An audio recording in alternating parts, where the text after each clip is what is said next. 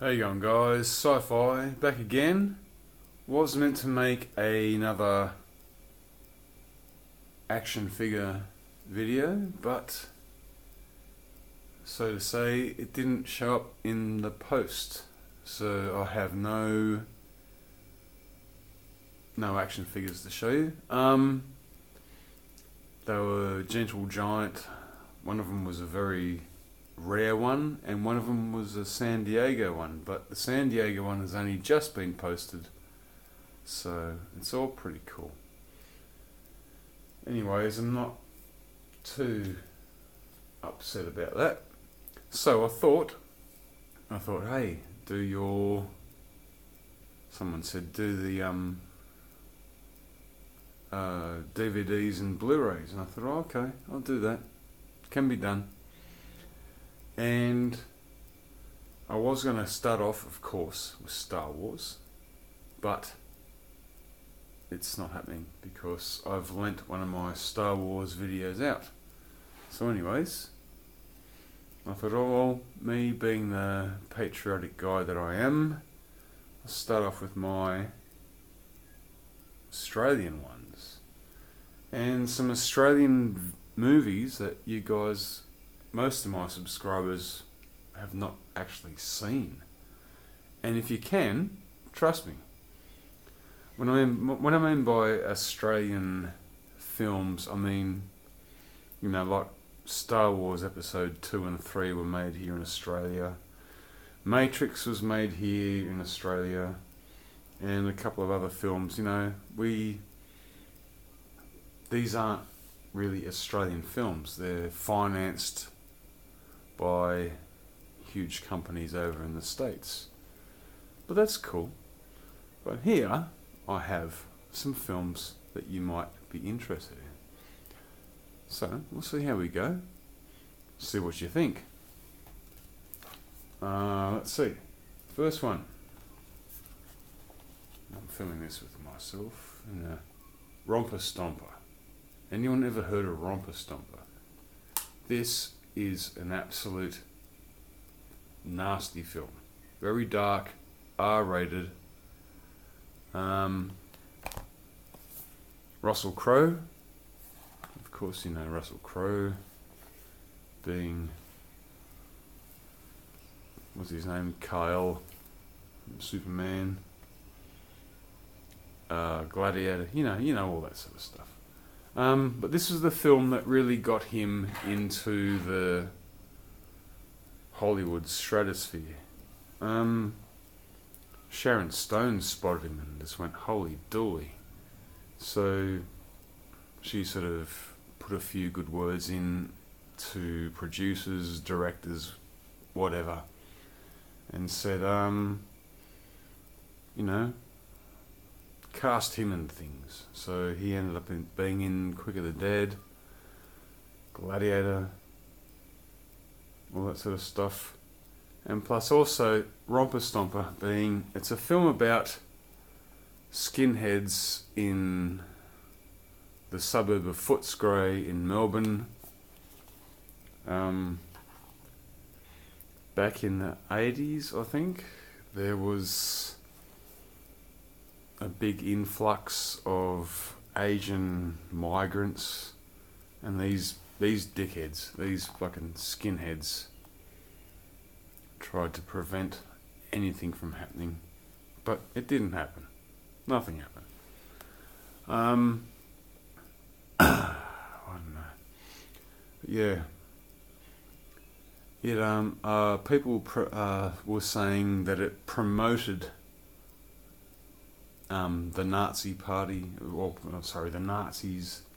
It promoted skinheads, it promoted this and, racism, whatever. No, it didn't. A handful of people basically maybe put on their jack boots and went, but no. It just goes to show, with this sort of lifestyle, and you watch the last 20 minutes of the movie, you understand where you're going to go. I won't spill it for you, but it's basically it. You're gonna be fucked. You're in trouble. It's a lifestyle you don't want to lead. You really don't. So, and skinheads are basically. I haven't seen a skinhead in years. I mean, years and years ago, I saw some. I have fought some, and they have beat me. One of them actually beat the living daylights out of me. Bastard. Anyway, he's probably in jail or dead.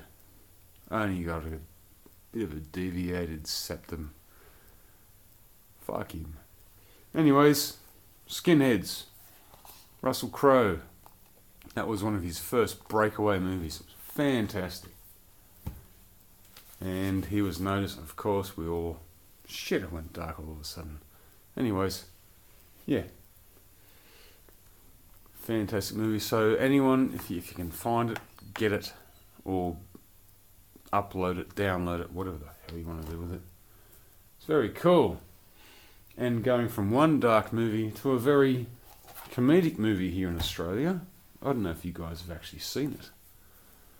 You may have. Some of you may have. Priscilla, Queen of the Desert. This is hilarious. It's fucking hilarious. It is. Years and years ago, before I met my son's mother, I used to hang around King's Cross every now and then. Back and forward, because I was doing all sorts of weird shit back then. Anyways, drag queens. Drag queens. And they are fabulous. Anyways, we got Terence Stamp, Hugo Weaving and Guy Pearce. Now, Guy Pearce being, from me, when I first saw it, I went, Guy Pearce, gah! He was in Neighbours. He was in that stupid bloody TV show called Neighbours. But he elevated into a very, very funny, absolutely wickedly funny drag queen in Priscilla. Also, he was in LA Confidential, Memento, Lockout. You know the guy, Guy Pearce. He was cool. Hugo Weaving, what can you say about him? Agent Smith, Elrond, the elf, and he was also Megatron! He was all sorts of stuff. V is for Vendetta. That was his voice. But yeah, these guys pass as drag queens, and very, very well they do. It's fantastic. But Terence Stamp, now he's the head honcho as he's a transgender, transsexual, whatever, total gender reassignment sort of thing. And Terence Stamp was like in the 60s, he was the chick magnet, and now he's, he becomes the original General Zod. He is the, Chancellor Valorium from Star Wars, but I'll never forget him as the transgender from Priscilla, Queen of the Desert. He played a fantastic part. Beautiful. Absolutely cool. As tough as nails and as pretty as all hell. That's what I think. That's just me. Anyway, and also the Americans like to, they made a sort of a version of this, and I remember Phil Donahue, which is like the Oprah male version. Phil Donahue, you might know who he is. He was saying how bad it was, it was just homosexuality, fuck off. But that was the same with Romper Stomper. They actually the Americans again made a film called Skins, and which was shit, total shit.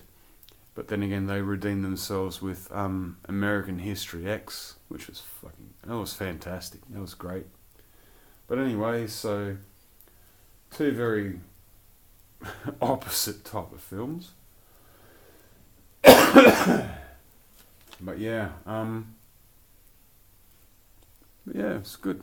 Anyways, I'm going to go into my third film, and these films are in no particular order. I've just got production notes and whatnot. Anyway, so here we are. Next one. Don't know if you guys know this guy. He was not a very pleasant person in some cases. In most cases, he's Chopper. Eric Bana as Chopper. Yes, resembles a bit. Yeah. No, I was nothing like him. Anyway, Mark Brandon Chopper Reed. He was ever since from a little kid, he was a ward of the state. His parents were totally fucked up. They were ridiculous.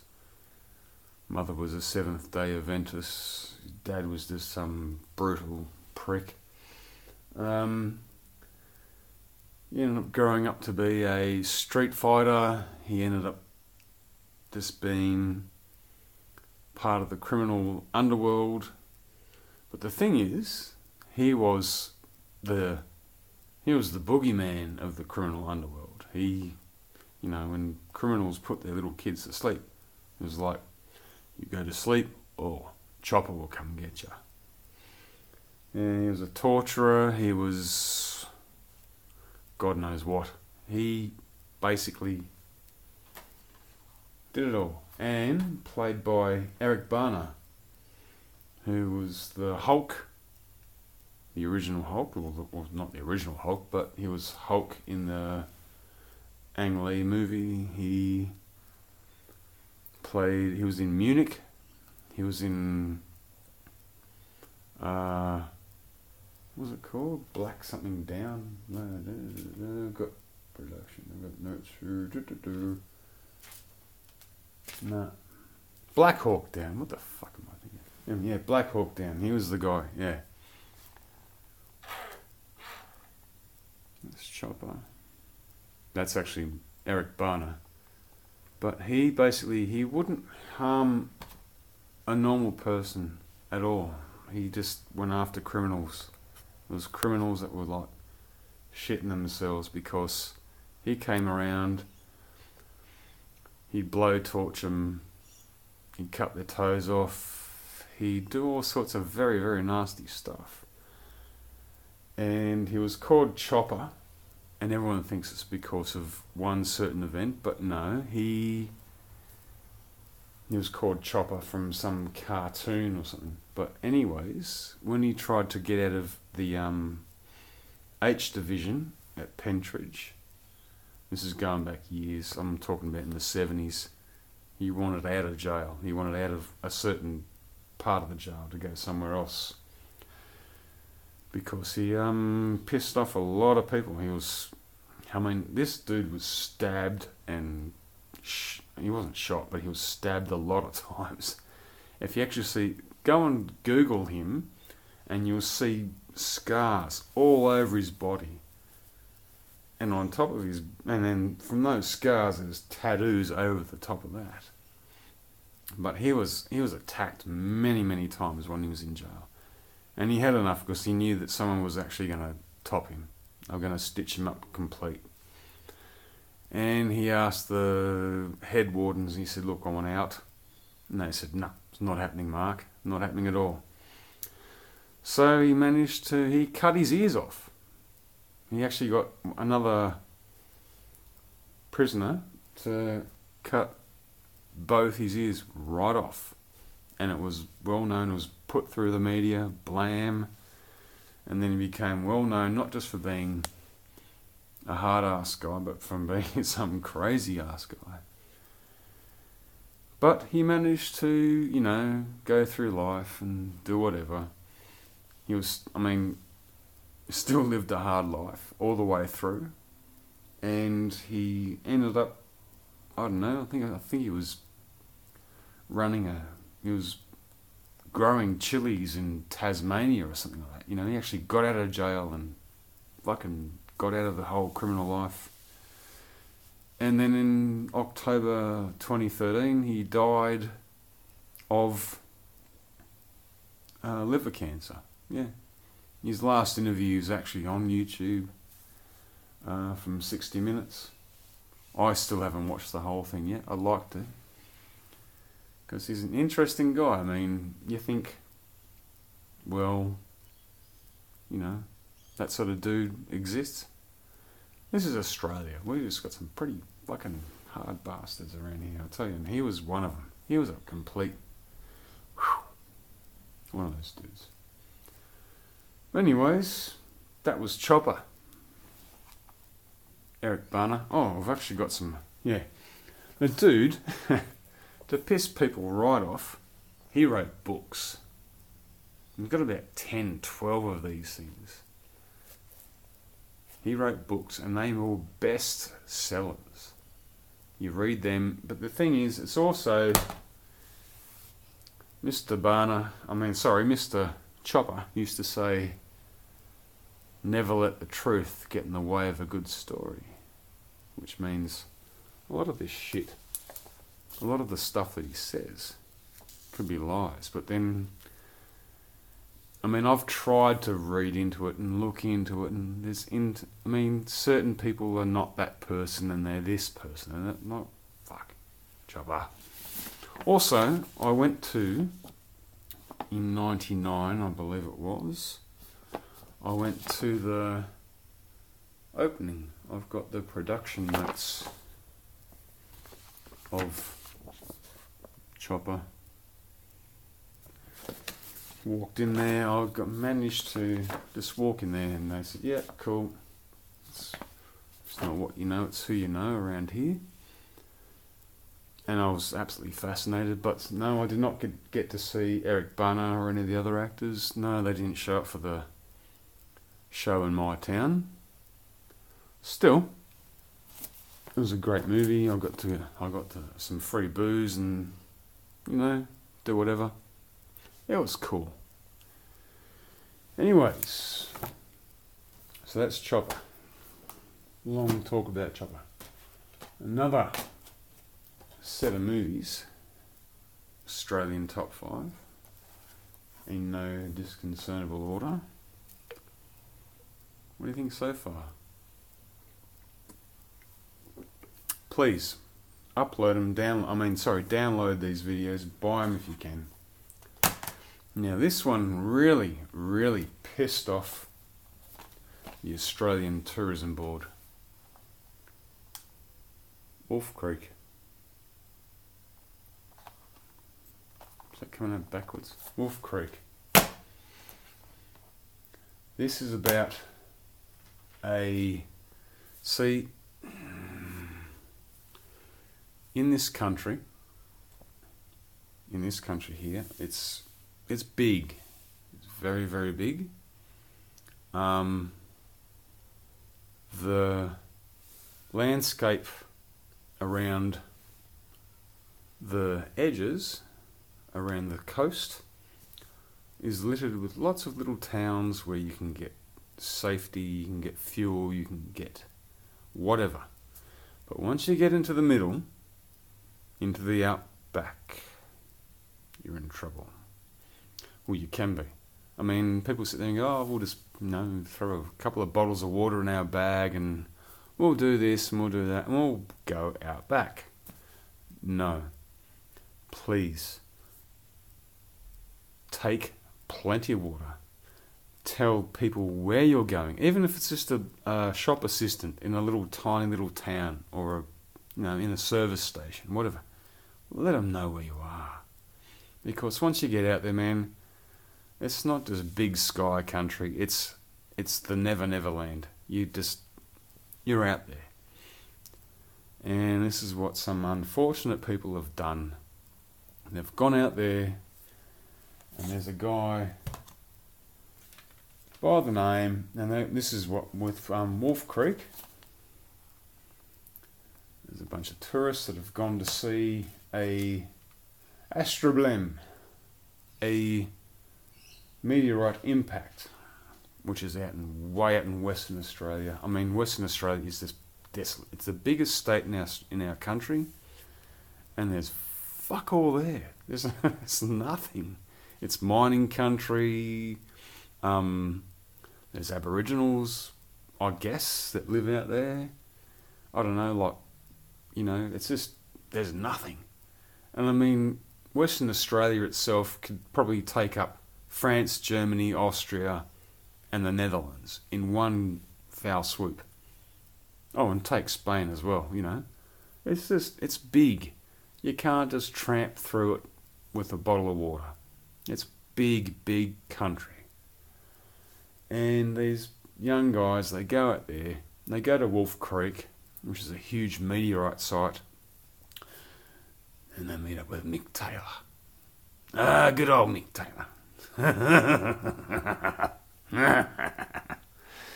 He's a pig shooter, and he's a nasty serial killer. They don't realise it until about 3/4 of the way through the first movie. And they all get killed except for one. And then the poor bastard gets blamed for the murders. But I'm going to say Wolf Creek. It's a fantastic movie. But Wolf Creek 2, which has only just been released very recently. Yeah. Very recently. If you want to see a road train come off a cliff and smash into another truck, if you want to play a game of Know Your Australiana, which means cricket, Rolf Harris, and God knows what inappropriate shit. Anyway, so yeah, Wolf Creek 2. I'm putting them together as one because they are so freaky. But yeah, Australian tourism industry just absolutely went nuts when this one was released. And they said, "What are you doing?" They did not like the fact. But yeah, one more movie. I was going to put up. Now, it's an oldie, but it's a goodie. And most people from around the world know this one. Crocodile Dundee. Yes. It's not number one, but it's there because it put Australia on the map. Most people had no idea what the hell we were about. But this, I think it was back 84, 83, I don't know. When this came out, Americans and English and God knows what, they just went, what? It's absolutely over the top, but it's very well done. It's very funny. It's got humour. It's got heart. It's just got everything. Actually, nearly all of these movies that I've shown have a bit of humour. They do. They have some form of heart, especially Priscilla.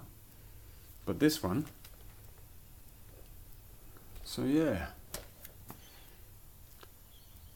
Everyone knows Crocodile Dundee. Everyone knows that knife one. That's not a knife. This is a knife, So yeah. This is probably the only one I'm going to be filming face to face. The rest I'll just be flipping around. Need to get some Star Wars stuff available. Yeah. So anyways, movies that I've picked. So yeah, Romper Stomper, Priscilla, Queen of the Desert, Chopper, the Wolf Creek series, And of course, Crocodile Dundee. Now, if you guys haven't seen them, look them up. Leave me a comment down below. Let me know what you think. If you've seen them before, let me know. If you haven't, if you're going to look them up, let me know. Please, please, please. I like comments. So anyways, this will be the only video I'll be doing this week. And I shall catch up with you guys a bit later on. I'll see you then. Later.